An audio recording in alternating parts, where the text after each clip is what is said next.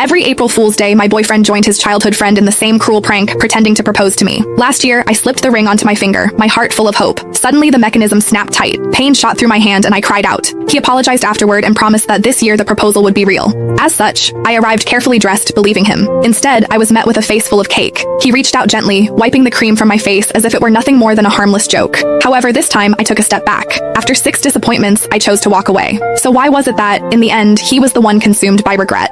Every year on April Fool's Day, my boyfriend would team up with his childhood best friend to pull the same prank on me. He would pretend to propose. Last year, the two of them laughed like it was the funniest thing in the world, even though my fingers were almost crushed in the process. Later, he apologized and swore that this year would be different. This year, the proposal would be real. As such, when he called me again, sounding urgent and telling me to come to the place where we had our very first date, I believed him. I curled my hair, got my nails done, and spent extra time perfecting my makeup. I picked out a brand new outfit and even drafted the announcement post I was going to share once everything became official. However, the second I stepped through the door, smiling and full of excitement, a thick slab of cake cream slammed straight into my face. Laughter burst out from among the crowd and a girl's voice rang out, bright and smug. I told you Whitney can't take a joke, someone else said. You insisted on calling her. Now look at what's happened. Sylvia huffed and sat on the couch. The mood shifted instantly. The way everyone looked at me turned cold. She was the only girl in their group, the one everyone spoiled. As long as she was unhappy, everyone would rush to comfort her, Nolan included. The first time I met her, she organized a game of truth or dare. When other people got dared, it was just something a little embarrassing. However, when it was my turn, they asked me to do something way out of line in front of everyone. All I said was that it was too much and I did not like it. Sylvia's eyes immediately turned red and she ran out of the room. Everyone ran after her, Nolan too.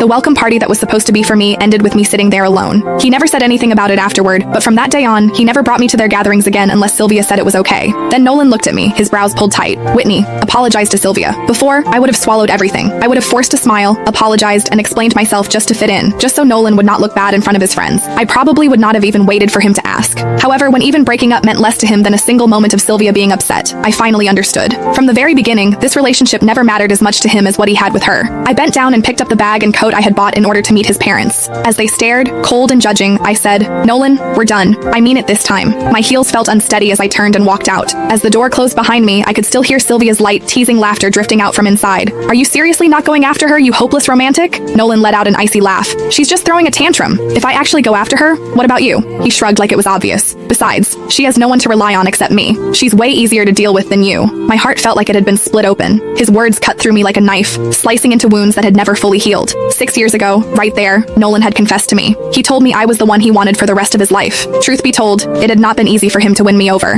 When I was 15, my parents both remarried and started new families of their own. I became the extra piece no one wanted to talk about. I resisted relationships, and I resisted the idea of building a family. I turned him down 5 times. The last time, I was living alone when a stranger started following me. I did not even